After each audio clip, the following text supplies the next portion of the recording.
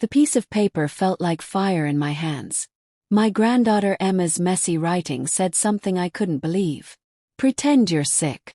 Leave right now. My heart started beating fast. Why would she write this?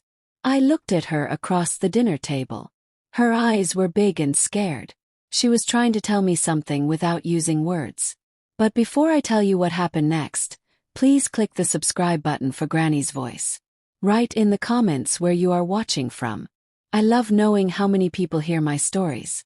That Tuesday evening started like every normal dinner at my daughter's house in Miami.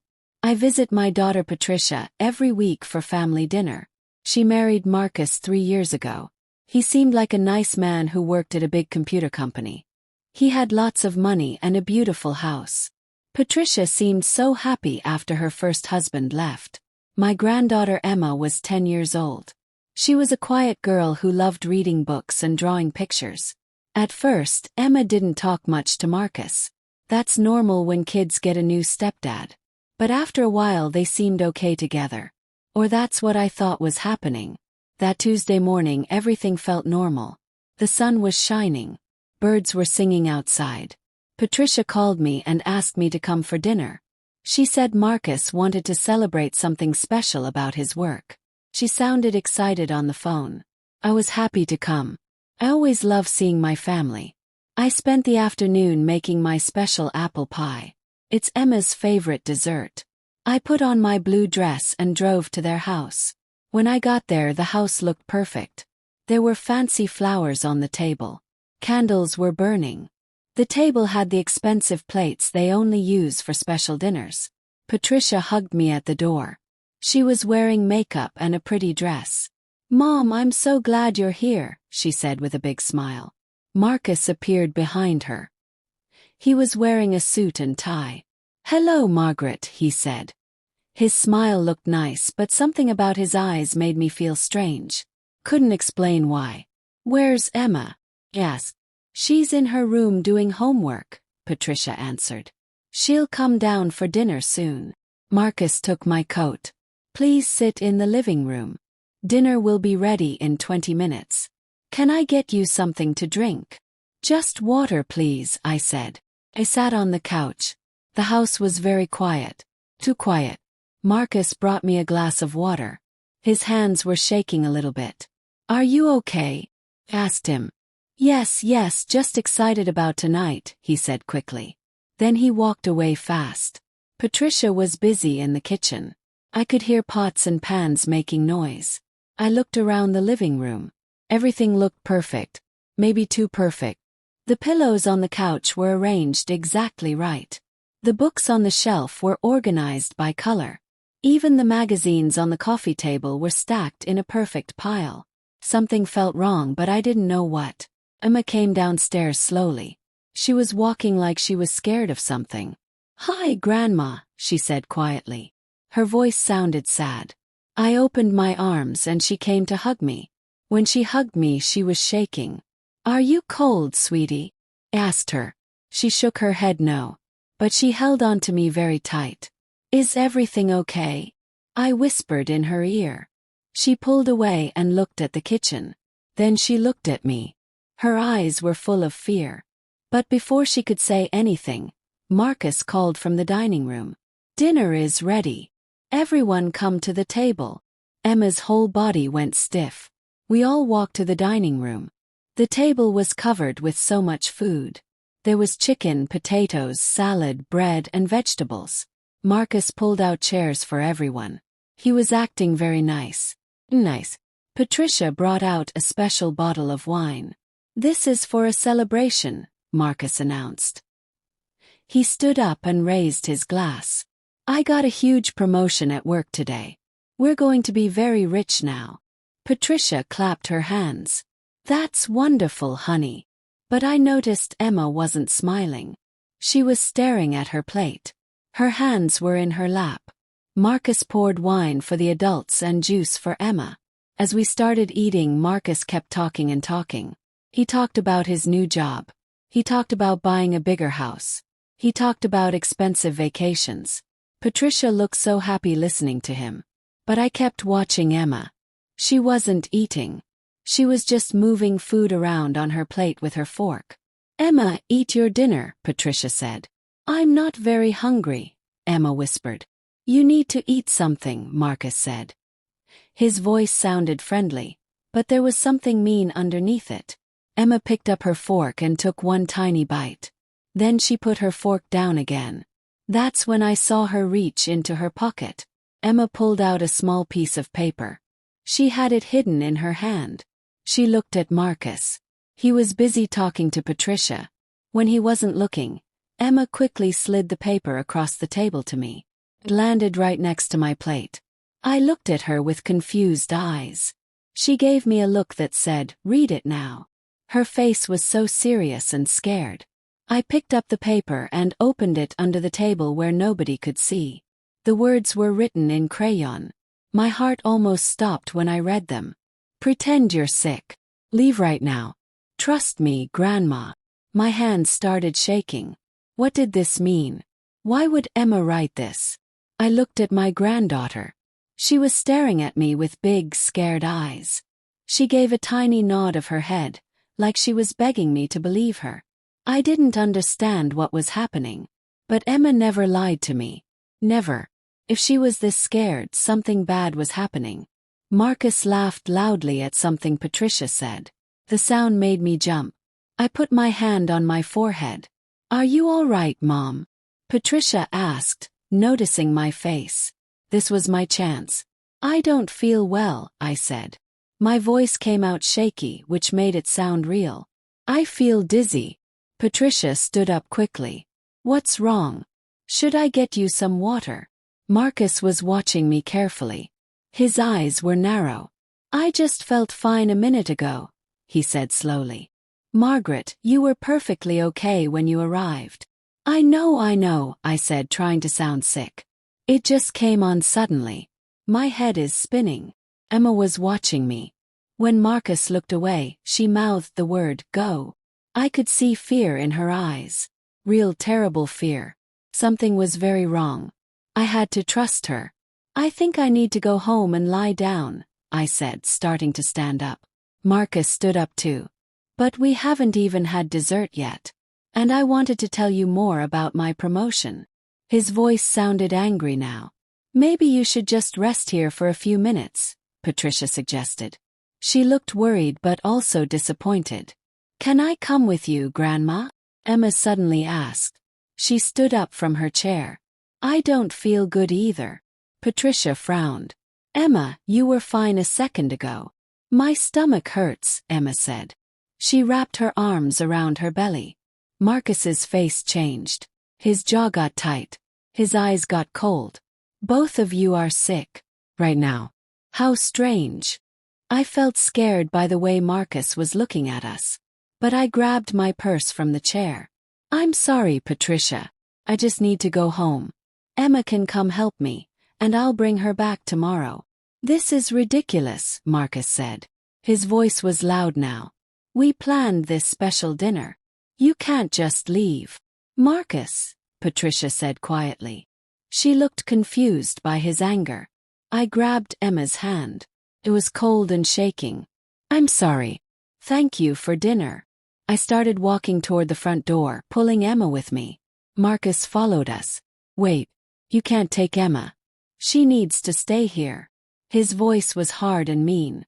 "I'm just taking her for tonight," I said, walking faster. "Patricia, tell your mother she can't just take Emma," Marcus demanded. Patricia appeared in the hallway. She looked confused and upset. "Mom, maybe you should leave Emma here if she's not really sick." But Emma held my hand tighter. "Please, Mommy. I want to go with Grandma." There were tears in her eyes now. Something in her voice made Patricia stop. A mother knows when something is really wrong with her child. "Okay," Patricia said slowly. "But call me when you get home." I grabbed our coats and rushed out the door with Emma. We walked quickly to my car. I could feel Marcus watching us from the window. My hands were shaking so hard I almost dropped my keys. "Get in quick," I told Emma. We both jumped in the car. I started the engine and drove away fast. As soon as we were down the street, I looked at Emma in the rearview mirror. Emma, what's going on? Why did you give me that note? Emma started crying. Real tears ran down her face. Grandma, something bad was going to happen tonight. Something really, really bad. My heart was beating so hard I could hear it in my ears. What do you mean, sweetie? Tell me everything. Emma took a big breath. Her voice was shaking. Last night I couldn't sleep. I went downstairs to get some water. It was very late, maybe midnight. Marcus was in his office on the phone. The door was open a little bit. She wiped her eyes with her hand. I heard him talking to someone. He said your name, Grandma. He said, Margaret will be here tomorrow night. Everything is ready. I felt cold all over my body. Ready for what? Emma's voice got even quieter. He said, the food is prepared. Nobody will know. It will look like her heart just stopped. Then he laughed, Grandma. He laughed in a scary way. I had to pull the car over. I couldn't drive anymore. My whole body was shaking. Are you saying Marcus wanted to hurt me? Emma nodded fast.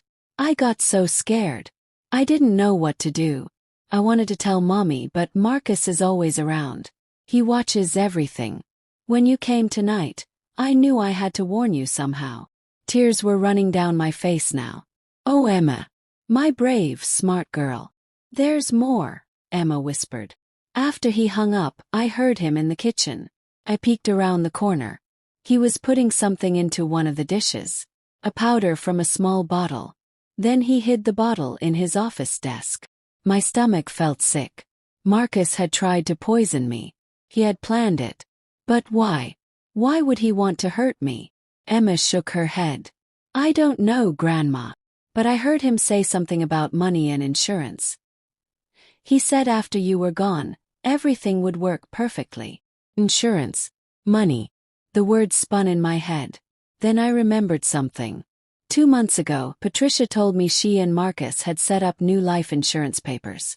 They made me a beneficiary, which meant if something happened to them I would get money. But they also made me sign something. I didn't read it carefully. I just trusted them. What if I had signed something that gave Marcus money if something happened to me? Emma, did Marcus seem different lately? Did he act strange? Emma thought for a moment.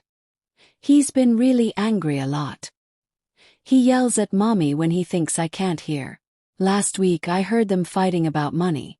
Mommy said something about his company having problems. Marcus said everything would be fine soon. He had a plan. The pieces were coming together in my mind like a terrible puzzle. Marcus needed money. He had made me sign insurance papers. He planned to poison me and make it look natural. An old lady having a heart attack at dinner wouldn't make anyone suspicious. And my daughter would never know her husband was a murderer. We have to call the police, I said, reaching for my phone. But then I stopped. What proof did we have? A 10-year-old girl heard a phone conversation. There was a bottle hidden in a desk. Would the police believe us? Grandma, I took a picture, Emma said quietly. She pulled out a small tablet from her backpack. This morning when Marcus went to work and Mommy was in the shower, I went into his office. I found the bottle in his desk drawer. I took a picture of it and the label. He showed me the screen.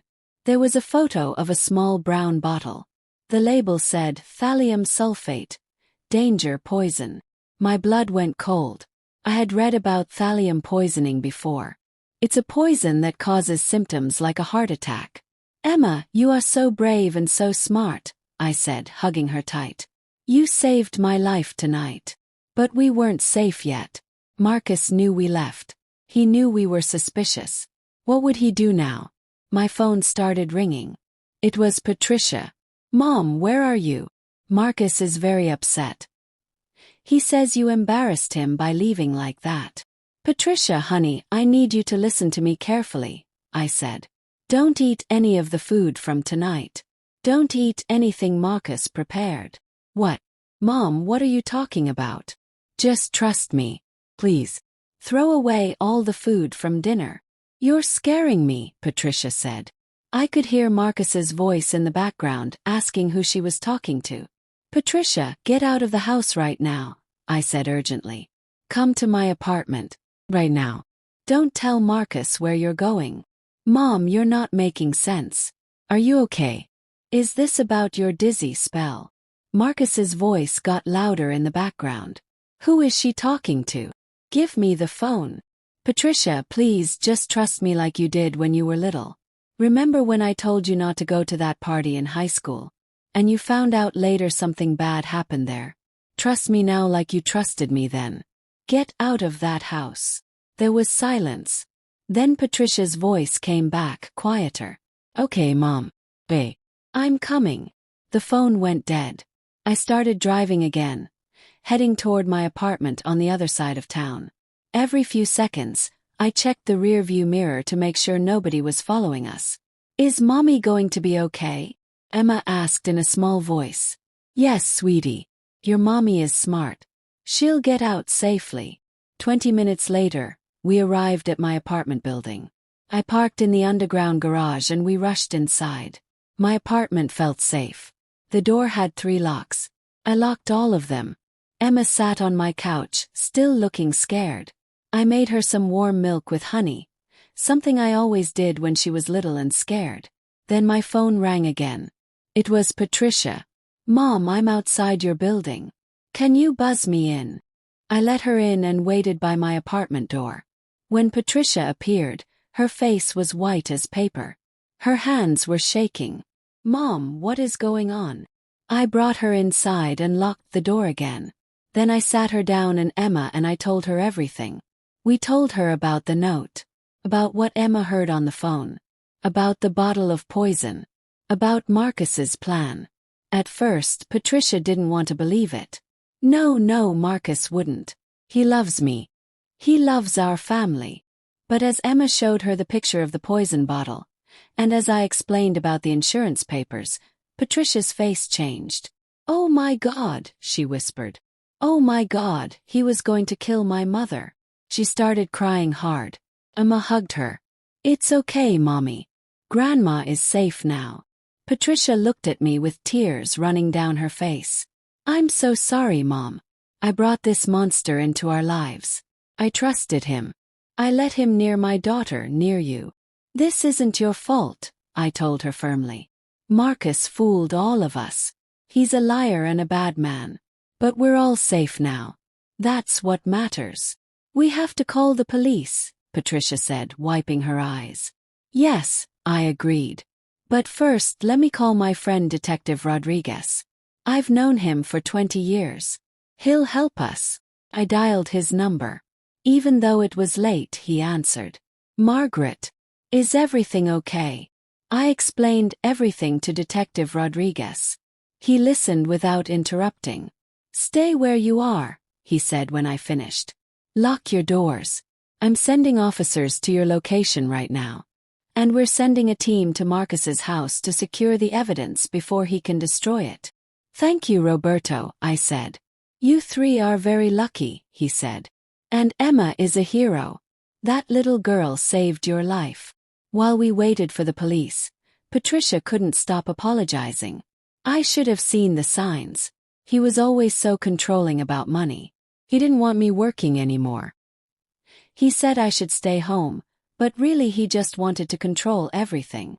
Did you notice anything else strange? Asked gently. Patricia thought hard. Last month, I found Marcus looking through papers in our safe. When I asked what he was doing, he got angry. He said I didn't trust him. He made me feel bad for asking. Emma spoke up quietly. He was always asking me questions about you, Grandma. Like when you go to the doctor. What medicines you take. If you have any health problems. I thought he was just trying to be nice. But now I think he was planning. The doorbell rang and we all jumped. I looked through the peephole. It was Detective Rodriguez with 2 other police officers. I let them in. They were very kind to us, especially to Emma. Detective Rodriguez sat down with us. We've secured the house. We found the bottle of thallium sulfate right where Emma said it would be. We also found financial documents showing Marcus is deeply in debt. His company is going bankrupt. He owes hundreds of thousands of dollars to dangerous people. So he needed money, Patricia said quietly. Yes, Rodriguez confirmed. We found insurance policies. Margaret, you signed papers that would give Marcus $1 million if something happened to you. And those papers say Patricia would get the money first, but if something happened to her within a year after you, Marcus would get everything. Patricia's face went white. He was going to kill both of us. It looks that way, Rodriguez said sadly. We found a timeline on his computer. Tonight was phase 1. You were phase 2, scheduled for 3 months from now. He had it all planned out. Emma started crying. Patricia held her daughter close. That monster. I married a monster. Where is Marcus now? Yes. We have officers at the house waiting for him. He left shortly after you all did. We think he might have gone to dispose of evidence. But we got there first. When he comes back, we'll arrest him. Rodriguez looked at Emma. Young lady, you are the bravest person I've met. You saved 2 lives tonight. Emma buried her face in her mother's shoulder. She was still just a little girl, and this was too much for anyone to handle, especially a child. We spent the next hour answering questions. The police took Emma's tablet to get the photo evidence. They took my statement about the dinner. Patricia gave them information about Marcus's behavior and the financial documents. Can we stay here tonight? Patricia asked me. I can't go back to that house. Not ever. Of course, I said. This is your home too. Always. Around midnight, Rodriguez's phone rang. He answered it, listened for a moment, then nodded. They got him. Marcus just arrived back at the house. He's been arrested. He tried to run when he saw the police cars, but they caught him. Relief flooded through my whole body. It was really over. He couldn't hurt us anymore. The next few days were very hard. The story was on the news. Man arrested for attempted murder of wife's mother. People we knew called us. Some were supportive. Others were curious in a mean way, wanting to know all the gossip. Patricia filed for divorce immediately. She also found out more terrible things about Marcus. He had been married before, twice actually. Both wives had died in accidents that now seemed very suspicious. The police were investigating those cases again. How did I not know? Patricia kept asking. How did I marry someone so evil? He was good at hiding it, I told her. Some people are like that. They wear masks and pretend to be good. But inside they're rotten. Emma stopped talking for a few days. She was in shock from everything that happened. Patricia took her to see a child psychologist, Dr. Chen. Dr. Chen was wonderful with Emma. Slowly, Emma started talking again. She had nightmares about Marcus finding us. But with help and time, she got better. The trial happened 6 months later. Marcus tried to say he was innocent. He said the poison was for rats in the basement. He said the insurance papers were normal. He said we were lying about everything. But the evidence was too strong. The police found searches on his computer like poisons that cause heart attacks and how to collect life insurance quickly. They found text messages to loan sharks demanding their money back. They found everything. Emma had to testify in court. I was so worried about her. She was so young to go through this. But she was brave. She sat in the witness chair and told the truth in a clear voice. She told them about the phone call she heard. About finding the poison bottle. About giving me the note at dinner. Why did you give your grandmother that note? The prosecutor asked. Because I love my grandma, Emma said simply. I couldn't let him hurt her. I had to save her. There wasn't a dry eye in the courtroom. The jury found Marcus guilty of attempted murder and conspiracy to commit murder. The judge gave him 30 years in prison. When the verdict was read, Patricia cried. But they were tears of relief. It's over, she whispered. It's finally over. We walked out of the courthouse together, holding hands. Emma was in the middle, holding both our hands. Reporters tried to talk to us, but we didn't stop.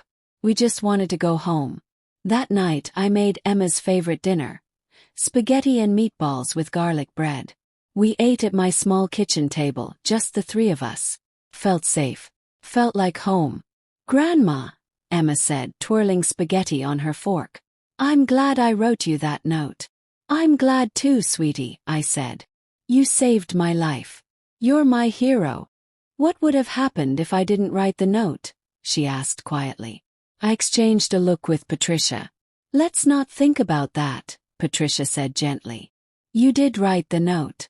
You were brave and smart. That's what matters. But I knew what would have happened. I would have eaten that poisoned food. I would have felt sick. My heart would have started beating wrong. I would have collapsed. An ambulance would have come, but it would have been too late. The poison would have done its job. Marcus would have cried fake tears at my funeral. And 3 months later, he would have done the same thing to Patricia. But that didn't happen. Because a 10-year-old girl was brave enough to write a note. Life slowly went back to normal. Patricia and Emma moved into a small apartment near mine. Patricia went back to work at the library, a job she had before Marcus made her quit. Emma went back to school. At first, the other kids stared at her. They had seen the news. Some kids called her the girl whose dad tried to kill her grandma. It hurt Emma's feelings. But her teacher, Mrs. Lopez, had a talk with the class. She explained that Emma was a hero. She explained that sometimes bad things happen to good people, and it's not their fault. After that, the kids were nicer. Some even said Emma was brave. Emma made new friends. She started smiling again. She started being a kid again. One Saturday, about a year after everything happened, we were at the park. Emma was playing on the swings. Patricia and I sat on a bench watching her. She seems happy, I said. Patricia nodded. She's doing so much better. Dr. Chen says she's very resilient. She's processing the trauma in a healthy way. She gets that from her mother, I said, squeezing Patricia's hand. You're both so strong. Patricia smiled, but her eyes were sad. I still have nightmares sometimes. I dream that I didn't listen to you on the phone that night. I dream that I stayed in that house. I dream of what Marcus might have done. But you did listen, I reminded her. You trusted your mother's voice. And we're all here. We're all safe. Emma ran over to us, her cheeks pink from playing. Can we get ice cream? She asked. It's kind of cold for ice cream, Patricia said. It's never too cold for ice cream, Emma insisted. We laughed. Felt good to laugh. We walked to the ice cream shop on the corner. Emma got chocolate chip. Patricia got vanilla. I got strawberry, my favorite since I was a little girl. We sat outside even though it was chilly, eating our ice cream and watching people walk by. Grandma, Emma said, licking her ice cream cone. Can I ask you something? Of course, sweetie. Were you scared that night? When you read my note, I thought about how to answer honestly. Yes, I was scared. I didn't understand what was happening. But I trusted you. I knew you wouldn't write something like that unless it was very important. I was really scared, Emma admitted. I was scared he would notice me giving you the note. I was scared you wouldn't believe me. I was scared of everything. But you did it anyway, I said. Being brave doesn't mean you're not scared. Being brave means you do the right thing even when you're scared. Emma thought about that. I guess that makes sense. Patricia was wiping tears from her eyes. What's wrong, Mommy? Emma asked. Nothing's wrong, Patricia said. I'm just so proud of you. So proud. We finished our ice cream and walked home slowly. The sun was setting, painting the sky orange and pink. It was beautiful. When we got back to my apartment, Patricia's phone rang. It's Detective Rodriguez, she said, looking at the screen nervously. She answered. Hello. We watched her face as she listened.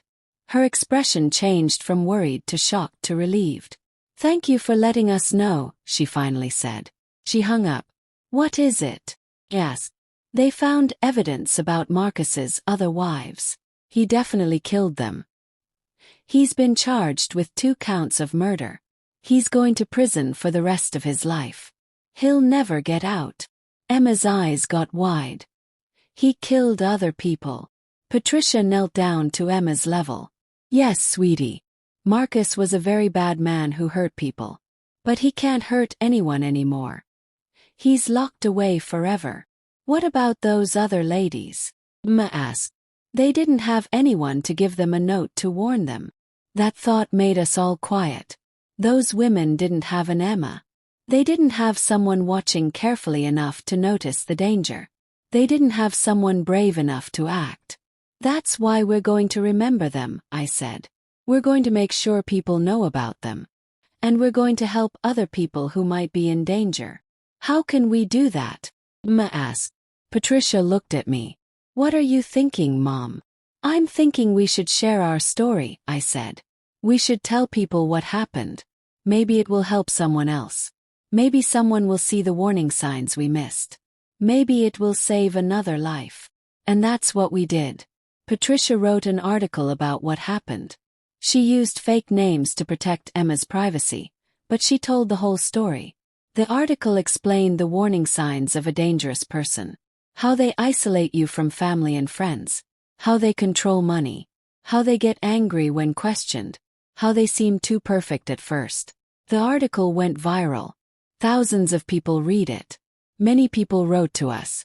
Some said the article helped them recognize their own dangerous situations. Some said they got out of bad relationships because of our story. Some said they started paying more attention to their children's fears. One woman wrote to say our story saved her life. She noticed her boyfriend had the same behaviors as Marcus.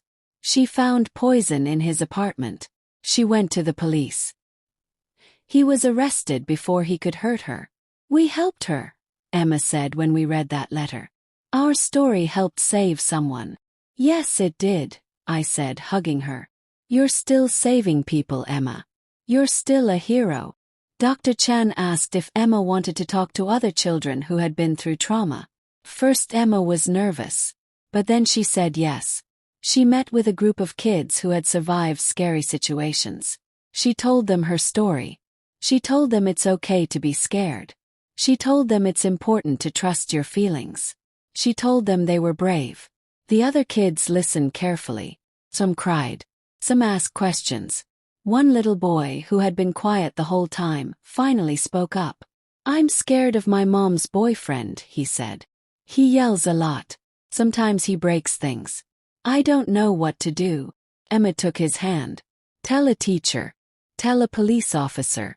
Tell anyone who will listen. Don't wait. Trust your scared feelings. That little boy told his teacher the next day. The teacher called social services. They investigated. The mom's boyfriend was arrested for domestic violence. The little boy and his mom were moved to a safe place. Emma had helped another person. As time passed, Emma grew up. She never forgot what happened, but it didn't control her life anymore. She became a teenager, then a young woman. She was strong and kind. She always stood up for people who were scared or in danger. She knew what it felt like. When Emma was 16, she started volunteering at a women's shelter. She helped women who were escaping dangerous relationships. She played with their children. She told them her story to give them hope. You're doing such important work, I told her one day. I learned from the best, she said, hugging me. Patricia thrived too. She became a counselor helping abuse survivors. She used her experience with Marcus to understand what her clients were going through. She helped hundreds of people escape bad situations. I turned something terrible into something good, she told me. Marcus tried to destroy us. But instead we're helping people. We're saving lives. I was so proud of both of them. They took their pain and fear and turned it into purpose. As for me, I became more careful. I paid attention to people's behaviors. I trusted my instincts.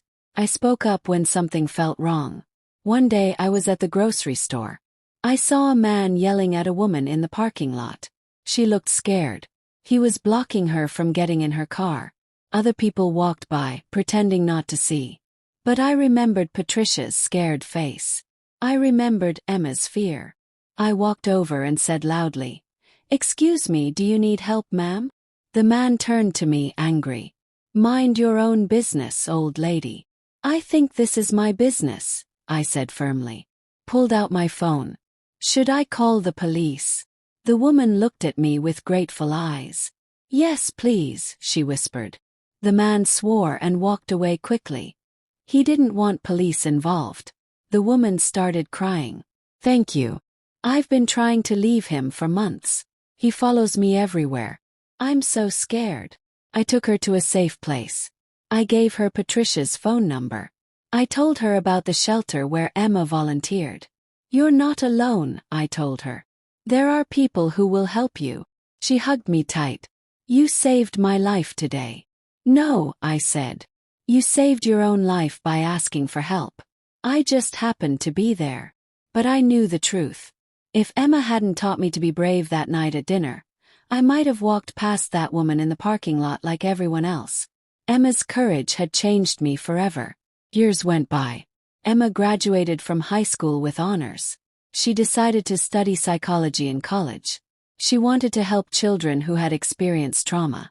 I know what it feels like to be scared and confused, she explained. I want to help other kids feel safe again. On the day she left for college, we stood in my apartment looking at old photos. There was one picture I had kept in a frame on my shelf. It was from that terrible dinner night, taken just hours before everything happened. Patricia had snapped it on her phone when we first arrived. Emma, Patricia, and I were smiling.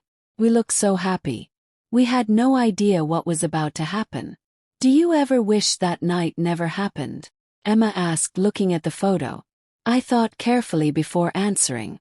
I wish Marcus had never come into our lives. I wish we had never been in danger.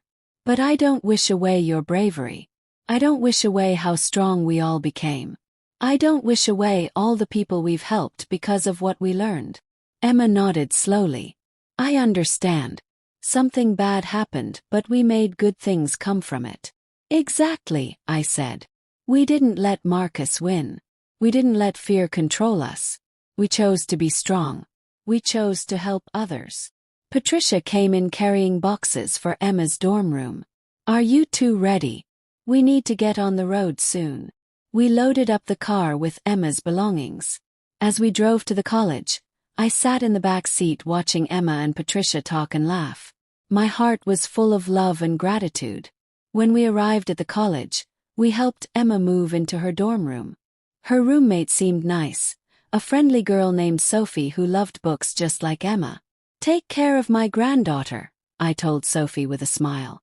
She's very special. I can tell, Sophie said, smiling back. When it was time to say goodbye, Emma hugged me for a long time. Thank you for believing me that night, Grandma. Thank you for trusting me even when you didn't understand. Thank you for being brave enough to write that note, I replied. Thank you for saving my life. We held each other and cried a little bit. But they were good tears. Tears of love and pride and hope for the future. Patricia and I drove home in comfortable silence. Both of us were thinking about how much had changed since that terrible night. When we got back to my apartment, Patricia came inside for tea. We sat at my kitchen table, the same table where Emma had done her homework so many times. Mom, Patricia said, holding her teacup in both hands. I never properly thanked you. Thanked me for what? For raising me to trust you. For being the kind of mother whose voice I would listen to even when I didn't understand. If I hadn't trusted you on the phone that night, if I had stayed in that house. She couldn't finish the sentence. I reached across the table and took her hand. You did trust me. That's all that matters. I want to be that kind of mother to Emma, Patricia said. I want her to always know she can trust me, that I'll believe her, that I'll protect her. You already are that kind of mother, I assured her. Emma trusted you enough to stay quiet about Marcus while she figured out what to do. She knew you would believe her eventually. That's trust. Patricia wiped her eyes. This has been such a long journey. Yes, I agreed. But we walked it together. And we're stronger now than we ever were before. After Patricia left, I sat alone in my quiet apartment. I pulled out the small wooden box I kept in my bedroom drawer. Inside was the note Emma had written that night. The paper was wrinkled and old now, but the crayon words were still clear. Pretend you're sick. Leave right now. Trust me, Grandma. 7 words that changed everything. 7 words that saved 2 lives. 7 words that led us to help so many other people. I carefully put the note back in the box. It was my most precious possession. More valuable than any jewelry or money. Because that note represented love. It represented bravery. It represented the bond between a grandmother and granddaughter that nothing could break. The next morning I woke up to my phone ringing. It was Emma calling from college. "Good morning, Grandma. I just finished my first class. It was Introduction to Psychology. I loved it." Her voice was so happy and excited. We talked for 30 minutes about her classes, her roommate, and her plans. Before we hung up, Emma said, "Grandma, I want you to know something. That night at dinner when I gave you the note, I was more scared than I've ever been in my life. But I knew I had to be brave. You taught me that. You always told me to speak up when something is wrong. You always told me to trust my feelings. So that's what I did. And you saved us all," I said softly. "No, Grandma. We saved each other. I gave you the note but you believed me. Mom listened to your voice. We all trusted each other. That's what saved us. Love and trust." After we said goodbye, I sat thinking about her words. She was right. It wasn't just one person who saved us. It was all of us working together, trusting each other, being brave for each other. That afternoon, I went to the community center where I volunteered. I taught a class about safety awareness for seniors. We talked about warning signs of financial abuse, emotional abuse, and physical danger. The class was full of people my age, all listening carefully. At the end, an older woman raised her hand. "How did you learn all this?" she asked. Smiled. "I learned it from my granddaughter. She taught me to pay attention. She taught me to be brave. She taught me that it's never too late to escape danger." The woman nodded thoughtfully. After class, she came to talk to me privately. "My daughter's husband controls all her money," she whispered. "He won't let her work. He checks her phone. I'm worried about her." "Those are warning signs," I told her gently. "You should talk to your daughter. Let her know you're there for her. Give her resources. Don't give up on her." The woman started crying. "I thought I was being paranoid. Everyone thinks he's so nice." "Marcus seemed nice too," I said. "But nice people don't control others. Nice people don't isolate their partners from family. Trust your instincts." I gave her pamphlets about domestic violence resources. I gave her phone numbers for shelters and counselors. I gave her Patricia's contact information. "Your daughter is lucky to have a mother who notices," I told her. "Just like I was lucky to have Emma." The woman hugged me. "Thank you for sharing your story. Thank you for helping people like me understand." Walking home from the community center, I thought about all the ripples our story had created. One note at dinner had led to saving my life. Saving my life led to saving Patricia. Saving both of us led to helping hundreds of other people. Emma's bravery had spread out like waves in a pond, touching more lives than we could count. When I got home, there was a letter in my mailbox. It was from the prosecutor who had handled Marcus's trial. Inside was a newspaper clipping about Marcus's sentencing for the murders of his previous wives.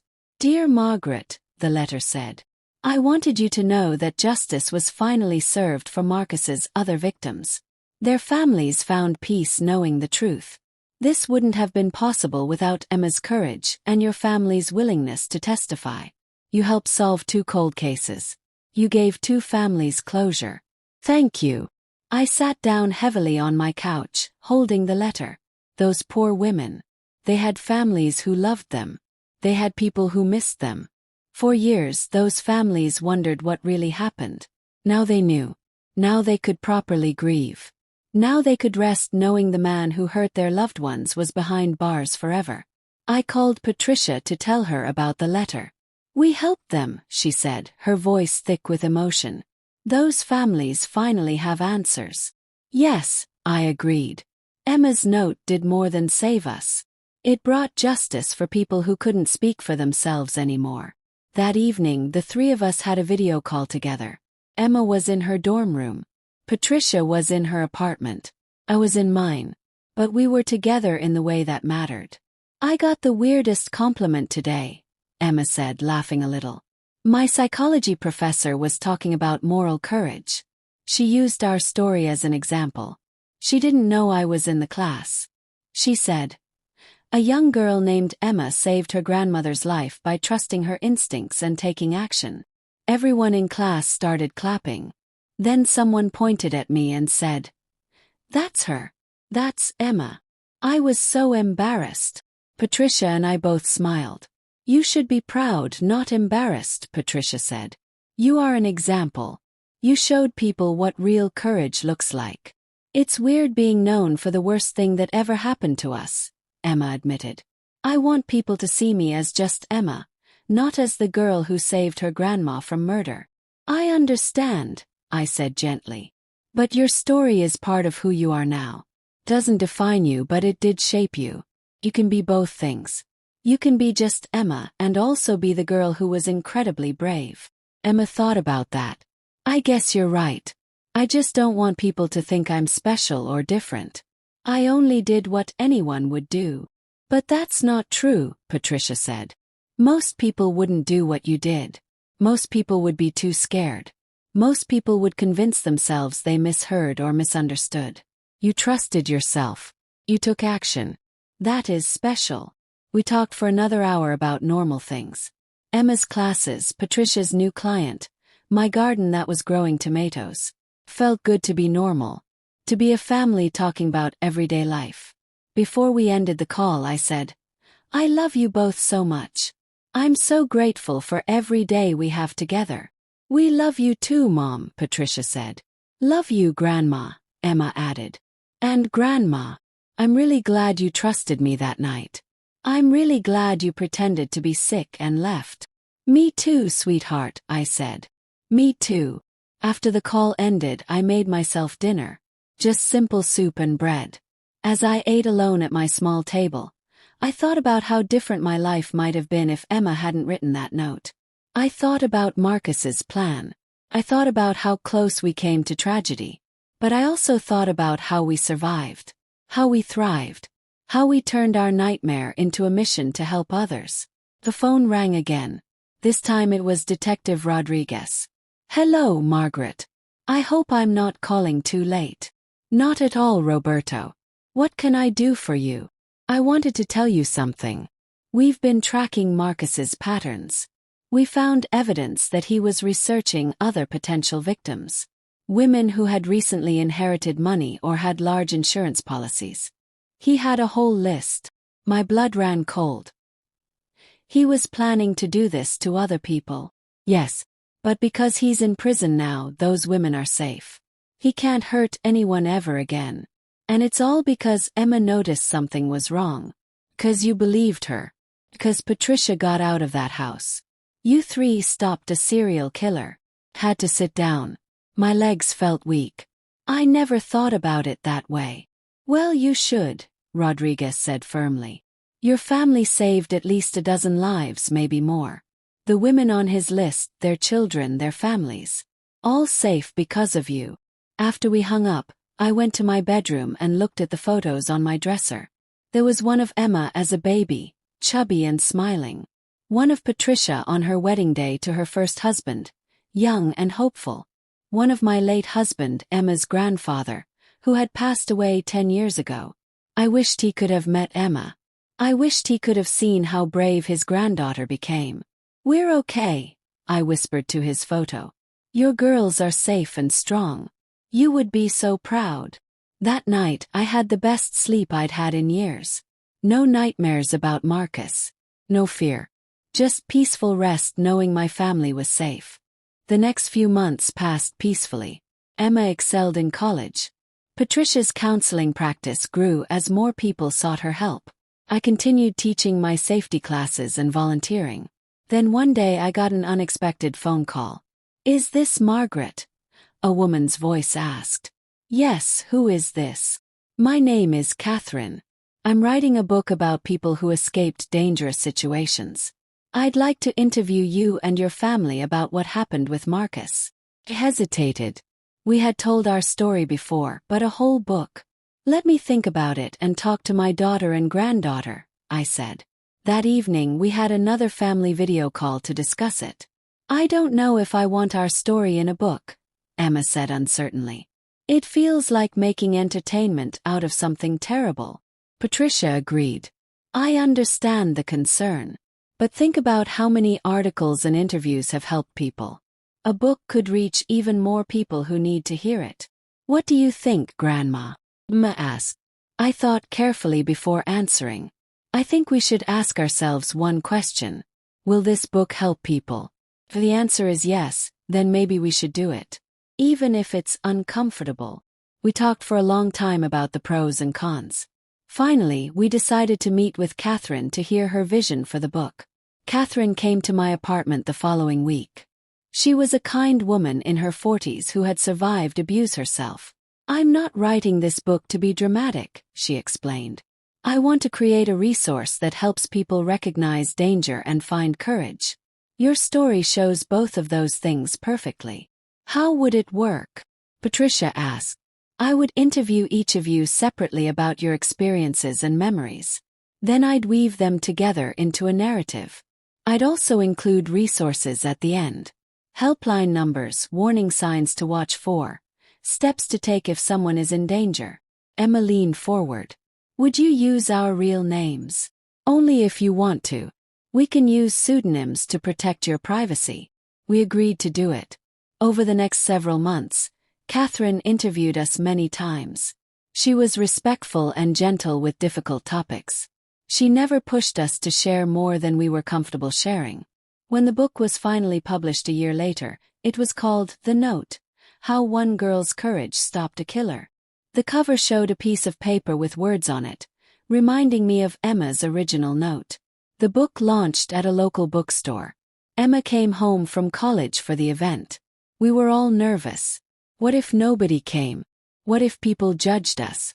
But the bookstore was packed. Over 200 people showed up. Catherine spoke first, explaining why she wrote the book. Then she invited us to share. Patricia spoke about not seeing the warning signs. About the guilt she felt for bringing Marcus into our lives. About learning to forgive herself. Emma spoke about being a child in a scary situation. About not knowing if adults would believe her. About finding courage she didn't know she had. Then it was my turn. I stood at the microphone, looking at all the faces watching me. I'm just a grandmother, I began. I'm not special or heroic. I'm just someone who loves her family. But on one terrible night my granddaughter gave me a gift, I continued. She gave me the gift of trust. She trusted that I would believe her even when her warning seemed crazy. She trusted that I would act even though I was scared. And that trust saved my life. I pulled out the original note from my purse. I had brought it with me. This note is wrinkled and old now. The crayon is faded. But these words changed everything. Pretend you're sick. Leave right now. Trust me, Grandma. I want everyone here to understand something. We all have instincts that tell us when something is wrong. But we often ignore those instincts. We tell ourselves we're being paranoid or silly. We don't want to make a fuss. I looked at Emma, who was wiping tears from her eyes. Emma didn't ignore her instincts. She listened to them. And then she acted on them. If you take one thing from our story, let it be this. Trust your instincts. Trust the people who love you. And if someone you love gives you a warning, even if it seems strange, listen to them. The applause was loud and long. People stood up. Some were crying. After the speaking part, we signed books for over an hour. Person after person came through the line with stories of their own. One woman said, "My sister is in a relationship like yours, Patricia. I'm going to give her this book. Maybe it will help her see what's happening." A man said, "I was that scared kid once. My teacher didn't believe me when I said something was wrong at home. I wish I'd had an Emma in my life." A teenage girl said to Emma, "You're my hero. I want to be brave like you." Emma hugged her and whispered, "You already are brave. You just don't know it yet." As the evening wound down and the crowd thinned, The three of us stood together surrounded by stacks of books with our story inside. "We did it," Patricia said. "We really did it. The story is out there now," I said. "It belongs to everyone who needs it." Emma put her arms around both of us. "I hope it helps people. I hope nobody else has to go through what we went through. But if they do, I hope they know they're not alone." We stood there holding each other. 3 generations of women who had survived the unthinkable. We had turned our trauma into purpose. We had turned our fear into strength. We had turned our nightmare into a message of hope. The book became a bestseller. It was translated into 12 languages. It was used in schools to teach children about safety. It was given to women in shelters. It was discussed in therapy groups. We received thousands of letters and emails from people all over the world. Some said the book helped them escape abuse. Some said it helped them recognize danger in a friend or family member's life. Some said it simply gave them hope that survival was possible. One letter came from a woman in Japan. Through a translator, she wrote, "I was planning to stay with my dangerous husband because I didn't think I could survive alone. Your book showed me that survival is possible. I left last week. I am safe now with my children. Thank you for being brave enough to share your story." Reading letters like that made every difficult moment worth it. Emma graduated from college with honors and went on to graduate school for psychology. She specialized in childhood trauma. Her research was published in academic journals. Her work helped change how therapists work with children who have experienced abuse. Patricia became a sought-after speaker on domestic violence awareness. She traveled to conferences and universities sharing her expertise. She helped train police officers and social workers to recognize warning signs. As for me, I continued my quiet work at the community center. I didn't need fame or recognition. I just wanted to help the people in front of me, one conversation at a time. On the 5th anniversary of that night, as we called it, we gathered at my apartment for dinner. I made Emma's favorite meal, spaghetti and meatballs. We set the table with care. We lit candles. We said grace. As we ate, we shared memories. Not just of that terrible night, but of all the good things that had come after. The people we'd helped. The lives we'd changed. The purpose we'd found. "Do you ever wonder what your life would be like if Marcus had never entered it?" I asked Patricia. She thought for a moment. "Sometimes. But then I realized that experience, as horrible as it was, made me who I am today. I might have been happier in some ways, but I wouldn't have found my calling. I wouldn't be helping the people I help now." "What about you, Emma?" I asked.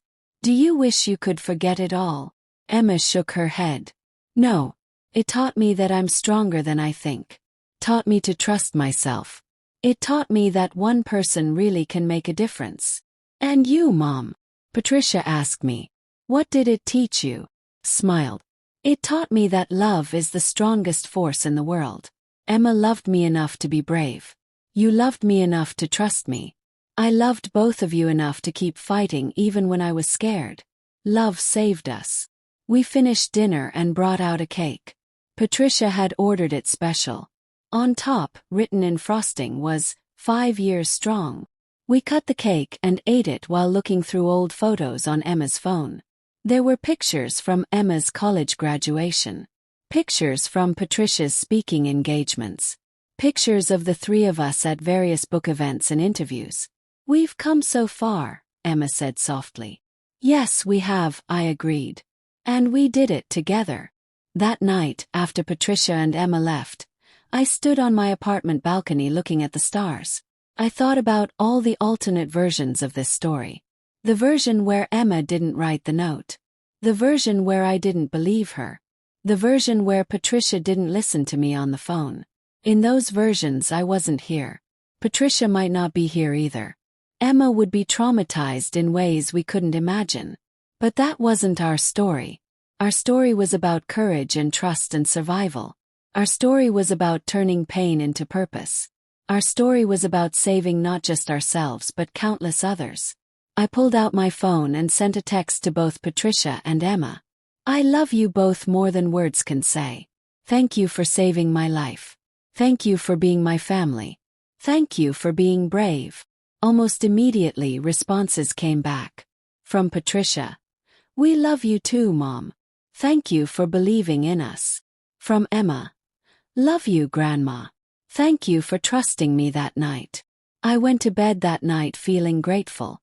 Grateful for every day I got to live. Grateful for my family. Grateful for the opportunity to help others. But most of all, grateful for a little girl who loved her grandmother enough to write 7 words on a piece of paper. Pretend you're sick. Leave right now. Trust me, Grandma. Those 7 words had rippled out into the world, touching more lives than we could count. They had stopped a killer. They had solved cold cases. They had helped abuse victims find courage. They had taught people to trust their instincts. They had shown that one small act of bravery can change everything. Years continued to pass. Emma became Dr. Emma Thorne, a respected psychologist with her own practice specializing in helping children and families heal from trauma.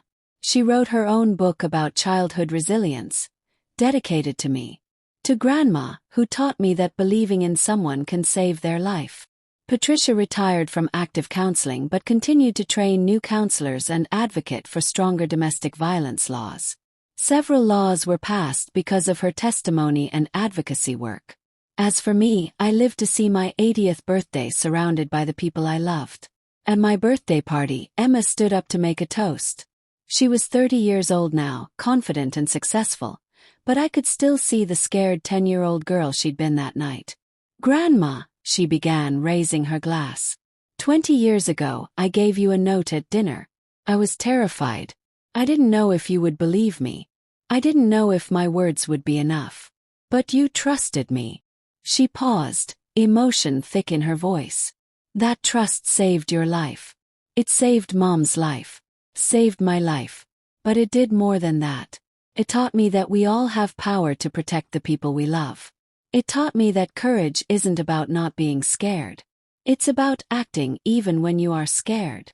Everyone at the party was quiet, listening. So this toast is not just for your birthday, Grandma. So thank you. Thank you for believing a scared little girl. Thank you for being brave enough to leave that dinner. Thank you for fighting for us. Thank you for turning our nightmare into a mission to help others. Thank you for being you. Tears streamed down my face as everyone raised their glasses. To Margaret, they chorused. To Emma, I said back. To the brave girl who saved us all. The party continued with laughter and stories and love. Looking around at all the faces, I saw not just my family but all the people whose lives had been touched by our story. There was Detective Rodriguez, retired now but still a dear friend. There was Dr. Chen, Emma's childhood therapist. There was Catherine, who had written our book. There were women from the shelter where Emma volunteered. There were survivors Patricia had counseled. There were students Emma had mentored. All connected by the ripples of one note written in crayon 20 years ago. As the evening wound down, Emma found me sitting quietly in a corner. Are you okay, Grandma? You look thoughtful. I was just thinking about that note, I admitted. How such a small thing changed so much. Emma sat down beside me. Do you still have it? The original note. Of course. It's in my special box with my most precious things. What else is in that box? Emma asked curiously. Smiled. Your baby bracelet from the hospital. Your mother's first report card. A love letter from your grandfather. Photo of my parents. Things that tell the story of my life and the people I love.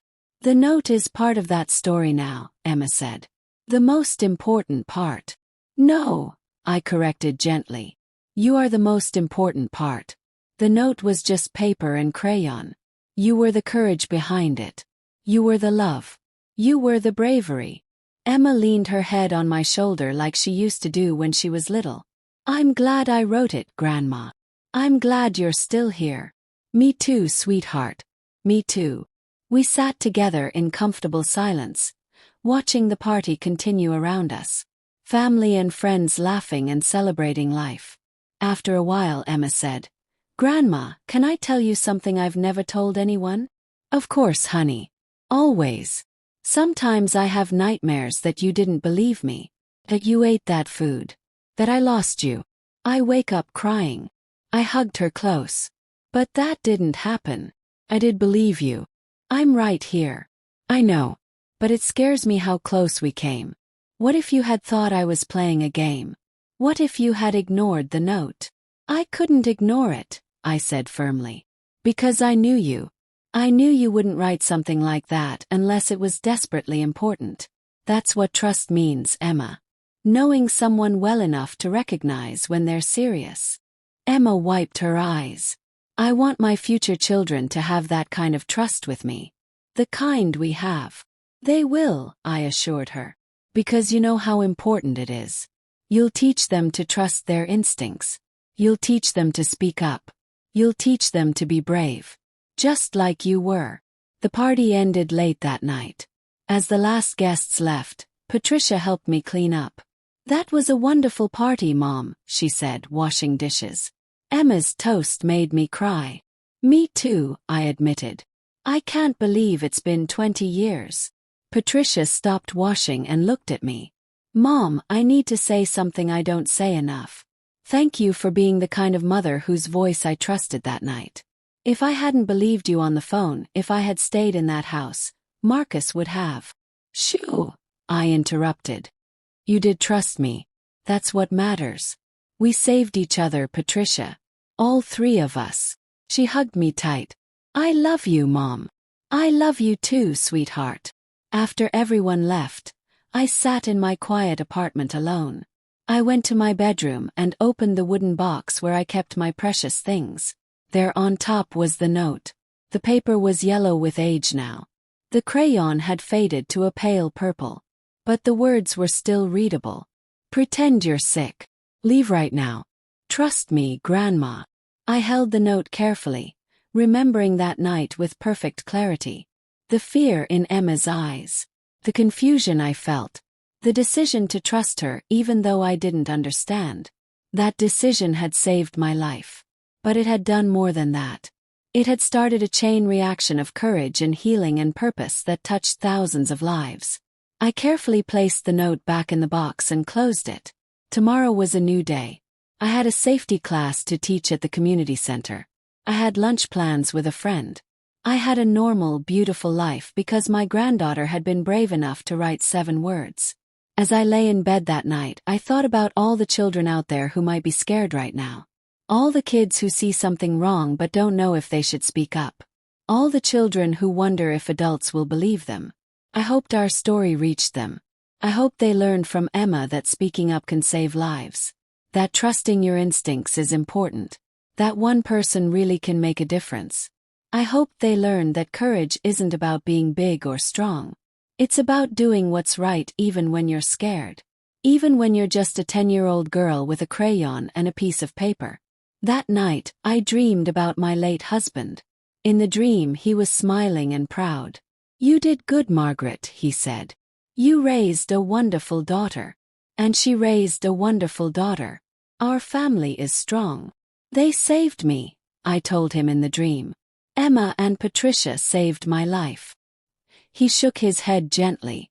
You saved each other. That's what families do. I woke up feeling peaceful. The sun was streaming through my window. Birds were singing. It was going to be a beautiful day. I made breakfast and checked my phone. There was a message from Emma. Good morning, Grandma. Have some news. Want to have lunch today so I can tell you in person? Of course, I replied. Come over at noon. I'll make sandwiches. When Emma arrived, she was glowing with excitement. Grandma, I'm writing a children's book. It's about a girl who saves her grandmother by being brave and trusting her instincts. Oh, Emma, that's wonderful. I want children to learn what you taught me. That they should always speak up when something feels wrong. That adults should listen to children. That courage comes in all sizes. She pulled out her laptop and showed me the illustrations. They were beautiful drawings of a grandmother and granddaughter. This is going to help so many children, I said, tears in my eyes. Just like you helped me. Emma hugged me. We've come full circle, haven't we? The note that saved you is now going to teach others to write their own notes. Notes of courage, I said. Notes of truth. Notes of love. The children's book was published 6 months later. It was called Emma's Note, and it became required reading in schools across the country. Teachers used it to talk about safety and trusting your instincts. Parents read it to their children at bedtime, starting conversations about speaking up when something feels wrong.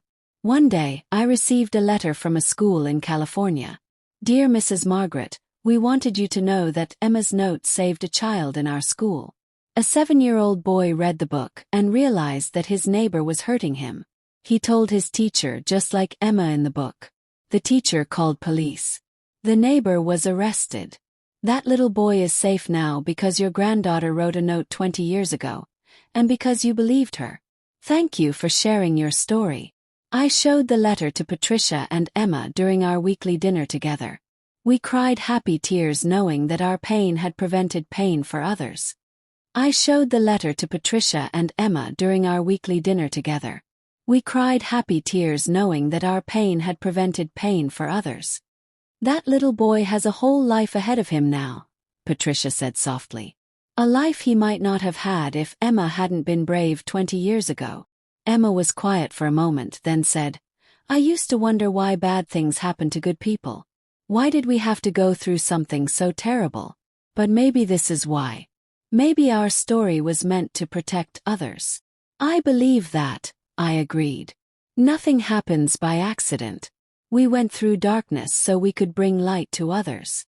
As we finished dinner that evening, I looked at my daughter and granddaughter and felt overwhelming gratitude. Not for the trauma we survived, but for who we became because of it. 3 years later, on what would have been the 23rd anniversary of that terrible dinner, Emma called me with more news. Grandma, I'm pregnant. My heart filled with joy. Oh, Emma. That's wonderful news. It's a girl, she said, her voice full of happiness and tears. I'm going to have a daughter. She's going to be so loved, I told her. And so brave, just like her mother. Grandma, I want to name her after you. Margaret Emma. We'll call her Maggie for short. Is that okay? I couldn't speak for a moment. I was crying too hard. It's more than okay, I finally managed. It's the greatest honor of my life. 9 months later, I held baby Maggie in my arms. She had Emma's eyes and Patricia's smile. She was perfect. Hello, little Maggie, I whispered to her. Welcome to our family. We're going to teach you to be brave and strong. We're going to teach you to trust yourself. We're going to teach you that your voice matters. Emma watched me with her baby, tears streaming down her face. I want her to know the whole story when she's old enough. I want her to understand what courage really means. She will, I promised. And she'll grow up knowing that she comes from a long line of strong women who protect each other. Patricia came to the hospital to meet her granddaughter. 4 generations of women were together in that room. Me, Patricia, Emma, and baby Maggie. Look at us, Patricia said, taking photos. We survived. We thrived. We created this beautiful new life. Marcus wanted to destroy us, Emma said quietly. But instead we're here. We're happy. We're growing. I looked down at baby Maggie sleeping peacefully in my arms. He failed, I said simply. Love is stronger than hate. Family is stronger than evil. We proved that. As Maggie grew from a baby into a toddler, then a little girl, we told her age-appropriate versions of our story. When she was 5, we read her the children's book, Emma's Note. Mommy, is this about you? Maggie asked, pointing to the brave girl in the book. Yes, sweetie, Emma replied. When I was 10 years old, I saved my grandma by writing her a note. Were you scared? Very scared. But I did it anyway because I loved her. Maggie thought about that. If I'm ever scared, I should tell someone. Always, Emma said firmly. Always tell someone when something feels wrong. We will always believe you. By the time Maggie turned 7, I was 87 years old. My body was getting weaker, but my mind was still sharp. I still taught my safety classes, though now I needed a wheelchair to get around. One afternoon, Maggie came to visit me alone. Emma had dropped her off for a special grandmother-granddaughter day. "Great-grandma," Maggie said seriously. "Can I see the real note? The one Mommy wrote?" I smiled at her grown-up tone. "Of course, sweetheart. Let me get it." I retrieved the wooden box from my bedroom and carefully opened it. The note was even more faded now, 23 years old and fragile. "This is it," I said, showing it to Maggie. "These words saved my life." Maggie looked at the note with wide eyes. "It's so old." "Yes, but the words are still true. Pretend you're sick. Leave right now. Trust me, Grandma." "Why did you trust her?" Maggie asked. "You didn't know what was wrong." "Because I knew your mother. I knew she wouldn't write something like that unless it was very, very important. Trust isn't blind, Maggie. Trust is built over time by knowing someone well." Maggie nodded slowly, processing this. "If I ever need to tell you something important, will you believe me like you believed Mommy?" I pulled her close to me. "Always. No matter what. No matter how strange it sounds. If you tell me something is wrong, I will believe you. Promise." "I promise with all my heart." Maggie hugged me tight. "I love you, great-grandma." "I love you too, sweet girl. So very much." That evening, after Emma picked up Maggie, I sat alone thinking about the passage of time. 23 years since that terrible night. 23 years of life I wouldn't have had without Emma's courage. I had seen Emma graduate college and graduate school. I had seen her become Dr. Thorne. I had seen her get married to a kind man who treated her with respect and love. I had seen her become a mother. I had seen Patricia become a grandmother. I had lived to meet my great-granddaughter. All of this because a 10-year-old girl wrote 7 words. That night I updated my will. I left the wooden box with a note to Maggie, with instructions that it should be given to her on her 18th birthday. I wrote a letter to go with it. "Dear Maggie, by the time you read this, I will probably be gone. But I want you to have this note that your mother wrote. It represents everything important in life.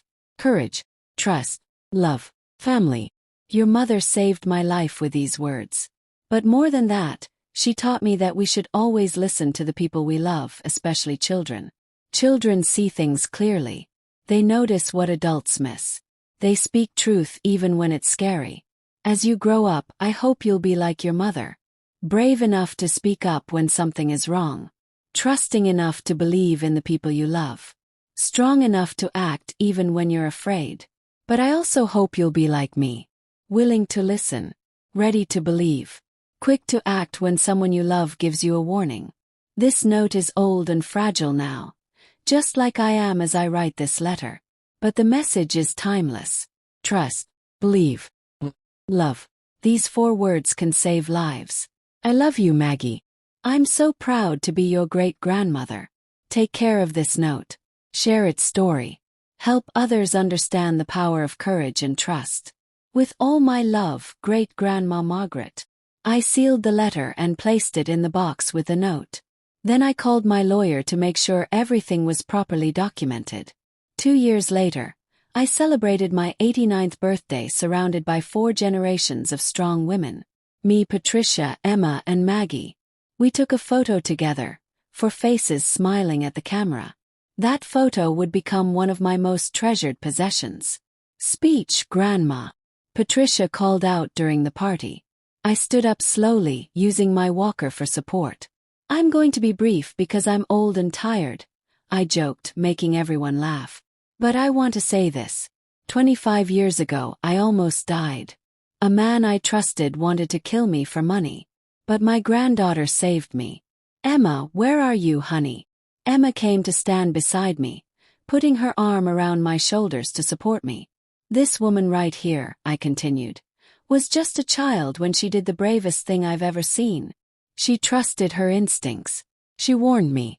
She saved not just my life, but her mother's life too. And because we survived, we've been able to help thousands of other people. We've written books. We've given talks. We've taught classes. We've counseled survivors. We've changed laws. All because one little girl was brave enough to write a note. I looked at Maggie, who was watching with big eyes. Maggie, sweetie, I want you to understand something. Your mommy is a hero. Not because she's famous or rich or powerful. She's a hero because when it mattered most, she chose love over fear. She chose action over silence. She chose to protect the people she loved. The room was completely quiet except for the sound of people softly crying. So this birthday isn't just about me turning 89. It's about celebrating 25 years of bonus time. 25 years I got to spend with the people I love. 25 years of helping others. 25 years of purpose. All because of 7 words written in crayon on a scrap of paper. I raised my glass of sparkling cider. To Emma. Courage. Family. To second chances. To life. To life. Everyone echoed, raising their glasses. That night, exhausted but happy, I went to bed feeling complete. I had lived a long, full life. I had loved deeply and been deeply loved. I had made a difference in the world. Not bad for an old grandmother who almost didn't make it past 64. 6 months later I got sick. The doctors said my heart was failing. I had maybe weeks left, possibly months if I was lucky. Emma, Patricia, and Maggie came to stay with me in my apartment. They took turns caring for me, making sure I was never alone. I'm not afraid, I told them one evening. I've had 25 bonus years. I've seen more than I ever dreamed I would see. I'm ready. We're not ready to lose you, Patricia said, holding my hand. I know, sweetheart. But it's time. And I need you all to be strong, just like you've always been. Emma sat on the edge of my bed. Grandma, I need to tell you something. Our story, everything we've done, it's helped over 10,000 people. We got a report from the publisher yesterday. 10,000 confirmed cases of people who escaped danger because of our books and talks. 10,000, I repeated in wonder. 10,000 lives. All because I wrote a note. All because you believed me. No, I corrected gently. All because we loved each other enough to trust each other. Maggie climbed carefully onto the bed beside me. Great-grandma, are you going to heaven? I believe I am, sweet girl. Will you see great-great-grandpa there? The one in the pictures? I hope so. I've missed him for a long time. Can you tell him about me? Tell him I'm brave like Mommy. I stroked her soft hair. He already knows, Maggie. He's been watching over all of us. And yes, I'll tell him what an amazing great-granddaughter we have. As the days passed, I grew weaker. But I was surrounded by love. My room was filled with flowers and cards from people whose lives we had touched. Detective Rodriguez visited. Dr. Chin visited. Catherine visited. Friends from the community center visited. Each one thanked me for sharing our story. For being brave. For making a difference. You changed my life, one woman told me. I left my abusive husband because of your book. I've been free for 3 years now. Thank you. You saved yourself, I told her. We just showed you it was possible. On my last day, I asked Emma to bring me the wooden box. She placed it in my hands. I was too weak to open it myself, so Emma opened it for me. There was the note. Yellowed and fragile after 25 years. Read it to me, I whispered. Emma's voice shook as she read. Pretend you're sick. Leave right now. Trust me, Grandma. Best advice I ever followed, I said with a smile. Patricia was crying. Emma was crying. Even little Maggie had tears running down her face. Don't be sad, I told them. Be proud. Look at what we did. Look at the lives we saved. Look at the love we shared. We couldn't have done it without you, Mom, Patricia said. Yes, you could have. You're all so strong. So brave. Promise me you'll keep sharing our story. Promise me you'll keep helping people. We promise, Emma said. Always. I looked at each of their faces, memorizing them. My beautiful daughter, now a grandmother herself. My brilliant granddaughter, Dr. Emma Thorne, still changing the world. My precious great-granddaughter Maggie, the future. I love you, I whispered. All of you. So very much. "We love you too, Grandma," they said together. I closed my eyes, feeling peaceful. I had lived a good life. Full life. 25 bonus years of love and purpose and meaning. All because of 7 words written in crayon. "Trust me, Grandma." I heard Emma's 10-year-old voice echo in my memory. "I did trust you," I whispered. "And you saved me. Thank you, my brave girl." Those were my last words. I passed away peacefully that evening with my family around me. My funeral was attended by hundreds of people. Abuse survivors, police officers, therapists, teachers, people we had helped over the years. People whose lives had been touched by our story. Emma gave the eulogy. My grandmother was an ordinary woman who lived an extraordinary life. Not because she was rich or famous, but because she chose love and trust. 25 years ago, she chose to believe a scared little girl. That choice saved her life. That choice saved my mother's life. That choice led to us helping over 10,000 other people. My grandmother always said she wasn't special. She said she was just someone who loved her family. But loving your family well, trusting them deeply, that is special. That is everything. Patricia spoke next. My mother taught me that it's never too late to escape danger. That listening to the people who love you can save your life.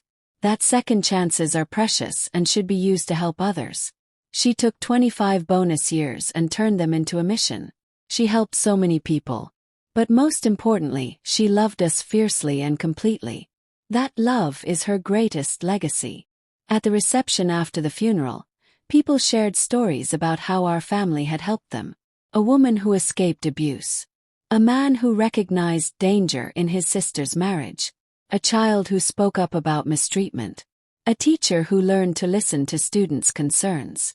Our story had rippled out into the world in ways we never fully knew. One small act of courage had created waves of change that would continue long after I was gone. Years later, on what would have been my 100th birthday, my family gathered at my grave. Emma was in her 40s now, still helping people heal from trauma. Patricia was in her 70s, retired but still advocating for abuse survivors. And Maggie was 18 years old, about to start college. That day, Emma gave Maggie the wooden box as I had requested in my will. Inside was the note and my letter. Maggie read the letter with tears streaming down her face. Then she carefully picked up the note, holding it like the precious artifact it was. "This note saved Great-Grandma's life," she said softly. "And Grandma's life. And it helped thousands of other people. One note. 7 words. What are you going to do with it?" Patricia asked. Maggie looked at her mother and great-grandmother. "I'm going to honor it. I'm going to keep sharing the story. I'm going to make sure nobody forgets that courage matters. That trust matters. That speaking up can save lives." "What are you studying in college?" Emma asked, though she already knew the answer. "Psychology, like you, Mom. I want to help people heal. I want to continue Great-Grandma's mission." Emma hugged her daughter. "She would be so proud of you." "I hope so," Maggie said. "I never got enough time with her. But I feel like I know her through this note. Through your stories. Through everything she taught you." They stood together at my grave. 3 generations of strong women carrying forward the legacy of courage and trust that had started with 7 words in crayon. That night Maggie couldn't sleep. She kept thinking about the note, about the story, about her great-grandmother's words. Finally, she got up and opened her laptop. She started writing. "My great-grandmother almost died when my mother was 10 years old. But my mother saved her by writing a note. This is their story." She wrote through the night, pouring out everything she knew about our family's journey. About the courage it took to write that note. About the trust it took to believe it. About the 25 bonus years that followed. About the thousands of lives saved because we shared our story. When dawn broke, Maggie had written a new book proposal. She would call it 7 words. How one note changed everything. It would be our story told for a new generation. Told by someone who wasn't even born when it happened, but who understood its power. The book was published 2 years later on the 30th anniversary of that terrible dinner. It became a bestseller, reaching even more people than the previous books. Maggie did interviews on television and radio. She spoke at schools and conferences. She carried forward the mission that I had started, that Emma had continued, that Patricia had supported. "Why is this story important to you?" an interviewer asked Maggie. "Because it teaches us that we're never powerless," Maggie replied. "My mother was just a 10-year-old child, but she had power. The power to observe. The power to act. The power to save lives. My great-grandmother was just an ordinary grandmother, but she had power. The power to trust. The power to believe. The power to listen. We all have these powers. We just have to use them." The interviewer nodded. "What do you want people to take away from this story?"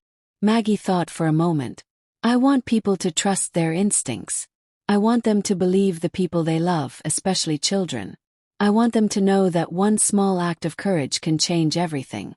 And I want them to understand that love is always stronger than evil." "Your great-grandmother would be proud," the interviewer said. "I hope so," Maggie replied. "I never got to know her as well as I wanted to. But I carry her legacy. We all do. Every person who escapes danger because they trusted their instincts. Every adult who believes a child's warning. Every family that chooses trust over doubt. They're all part of Great-Grandma Margaret's legacy." After the interview, Maggie visited my grave. She brought fresh flowers and sat down on the grass. "Hi, Great-Grandma," she said softly. "The book is doing well. People are reading our story. They're learning about Mom's courage and your trust. I think we're still saving lives." She pulled the note from her purse. She carried it with her now, safely preserved in a protective sleeve. "I understand now why these 7 words are so powerful. They're not just about that one night. They're about all of us. Every person who's ever been scared. Every person who's ever had to make a choice between fear and action." A breeze rustled the leaves of the tree above my grave. Maggie smiled. "I know you're proud of us. Can feel it. And I promise I'll keep sharing your story. I'll make sure nobody forgets what you and Mom did. I'll make sure your 25 bonus years meant something." She stood up, placing her hand on my gravestone. "Thank you, Great-Grandma. Thank you for being brave enough to trust a scared little girl. Thank you for turning your second chance into a mission to help others. Thank you for teaching us all what love really means." As Maggie walked away from the cemetery, her phone rang. It was the director of a domestic violence organization. "Maggie, we want to start a program called The Note Project. We'll teach children how to recognize danger and speak up. We'll teach adults how to listen and believe. We want to base it on your family's story. Will you help us?" Maggie smiled through her tears. "Yes, absolutely yes. That's exactly what Great-Grandma would have wanted." The Note Project launched 6 months later. It trained teachers, counselors, parents, and community members to recognize warning signs and believe children's reports. It taught children that their voices matter and that speaking up can save lives. Within 5 years, the Note Project operated in all 50 states. Within 10 years, it had gone international. Millions of children learned to trust their instincts. Millions of adults learned to listen and believe. And all of it traced back to 7 words written in purple crayon on a scrap of paper 35 years earlier. "Pretend you're sick. Leave right now. Trust me, Grandma." 7 simple words that saved 2 lives immediately and thousands more over the decades that followed. On the 40th anniversary of that terrible dinner, now a National Day of Domestic Violence Awareness, Emma stood at a podium in Washington, D.C. She was 60 years old now, a grandmother herself. Beside her stood Patricia, 85 years old but still sharp and strong. And next to them was Maggie, 28 and running the Note Project full-time. 40 years ago, Emma began. I was a scared 10-year-old girl who overheard something terrible. I could have stayed quiet. I could have convinced myself I misunderstood. I could have been too afraid to act. But I wrote a note instead. 7 words that changed everything. She held up a replica of the original note, enlarged so the audience could see it. These words saved my grandmother's life. They saved my mother's life. They led to my stepfather's arrest and conviction. They solved 2 cold cases of murdered women. They inspired books, programs, and laws. But most importantly, Emma continued, they taught us that we all have power. Children have power. Grandmothers have power. Survivors have power. The power to speak. The power to listen. The power to believe. The power to act. The audience erupted in applause. Patricia stepped forward to the microphone. My mother lived to be 89 years old. She got 25 bonus years because my daughter was brave and because she chose to trust. Those 25 years weren't just about survival. They were about purpose. My mother devoted every one of those bonus days to helping others escape danger. She taught thousands of people through her classes and her story. She turned her near-death experience into a life-saving mission. More applause filled the auditorium. Finally, Maggie spoke. I never got to know my great-grandmother as well as I wanted to. But her legacy lives in every child who trusts their instincts. In every adult who believes a child's warning. In every person who escapes danger because they've learned to recognize the signs. The Note Project has reached over 5 million children in the last 10 years. We've trained over 100,000 adults. We've documented over 20,000 cases where someone escaped danger because they trusted their instincts or believed someone else's warning. 20,000 lives saved. All because 40 years ago, a little girl wrote 7 words. The audience stood, applauding thunderously. That evening, the 3 women sat together in a hotel room, exhausted but fulfilled. Grandma Margaret would be so proud, Patricia said. She is proud, Emma replied. I feel her with us all the time.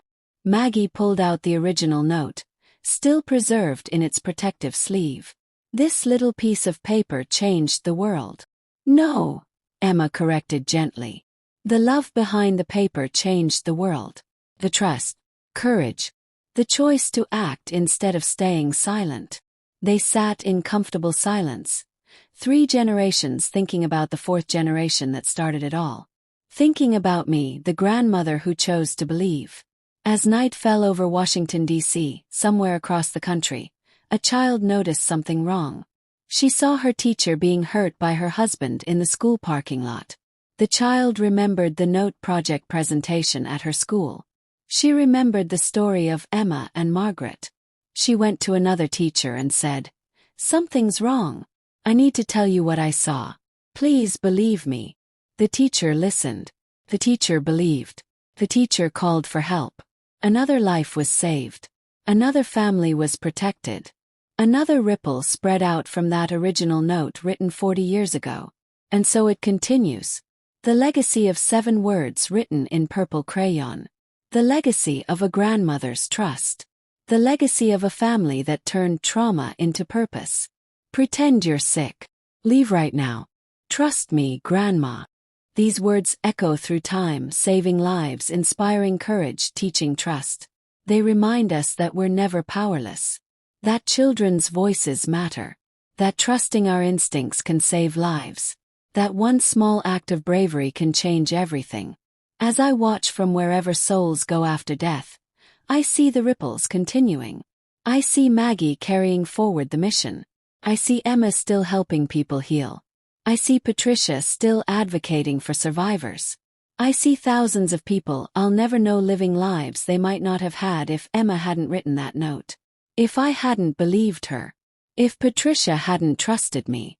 The note that saved my life didn't just give me 25 bonus years. It created a legacy that will outlive all of us. A legacy of courage, trust, love, and action. And isn't that the best kind of legacy? Not wealth or fame, but the knowledge that your life made other lives possible. That your pain led to others' healing. That your courage inspired others to be brave. I was just a grandmother. Emma was just a child. Patricia was just a mother.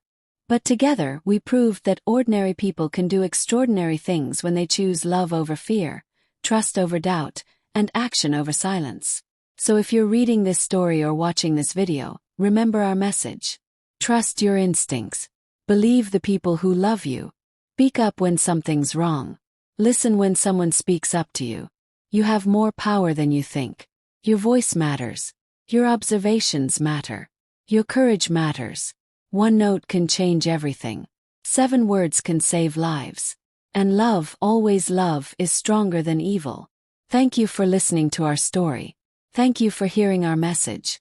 And if you ever need to write your own note, be brave. Someone will believe you. Someone will trust you. Someone will act. Just like I believed Emma 40 years ago. Now, if you enjoyed this story from Granny's voice, please click subscribe. Share this video with someone who needs to hear it. Write in the comments about a time when you trusted your instincts or when someone trusted you. Let's keep the conversation going. Let's keep spreading the message that courage matters, trust matters, and every voice matters. And remember, somewhere out there, someone might need to hear this story today.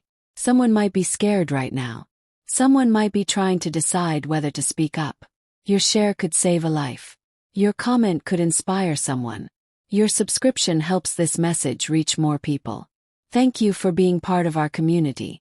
Thank you for believing in the power of courage and trust. And thank you for remembering that sometimes the smallest actions, like writing 7 words on a piece of paper, can change the entire world. From all of us at Granny's Voice, we send you love and courage. May you always trust your instincts. May you always believe the people who love you. May you always have the courage to write your own note when something's wrong. And may you always remember Emma, Patricia, and Margaret, 3 ordinary women who proved that extraordinary things happen when we choose love over fear. Until next time, stay safe, stay brave, and keep listening to that inner voice that tells you when something's wrong. Could save your life. Or someone else's. Good night, and remember, trust matters. Courage matters. You matter. This is Granny's Voice, reminding you that every story has power, every voice deserves to be heard, and every act of courage creates ripples that never stop spreading. Thank you for watching, and we'll see you in the next story.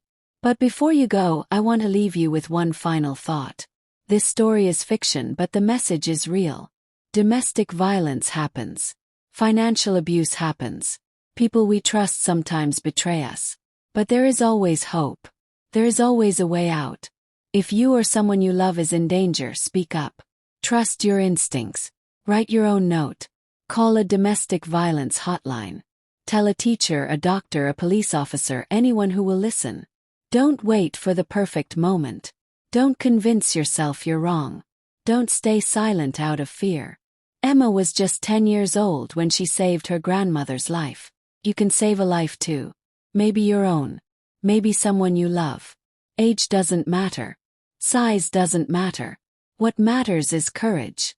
What matters is action. What matters is trust. If you're watching this and you're scared, please hear me. You deserve to be safe. You deserve to be believed. You deserve help.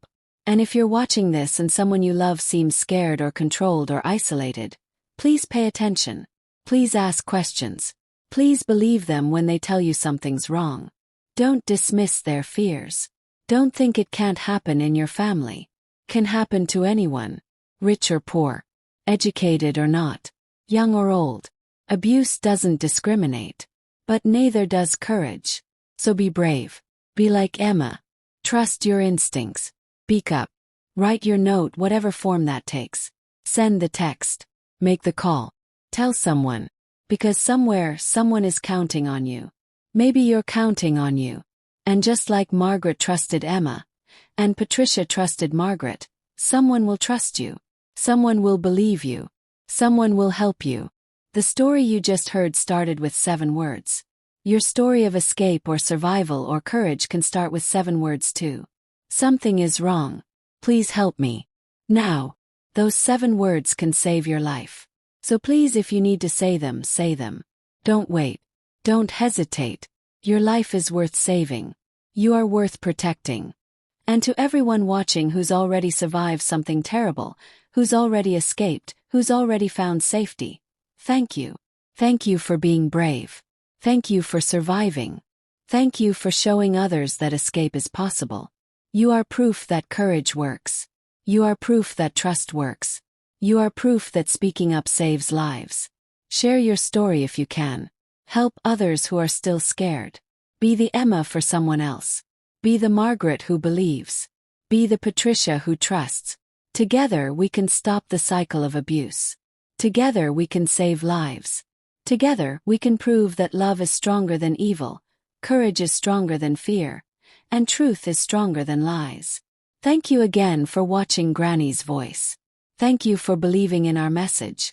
Thank you for being part of the solution. Before you go, please check the description box below. We've included links to domestic violence resources, hotlines, and organizations that can help. We've included warning signs of abuse. We've included safety planning information. These resources could save a life. Maybe yours. Maybe someone you know. Please share them. Please save them. Please use them if you need to. And please come back next week for another story.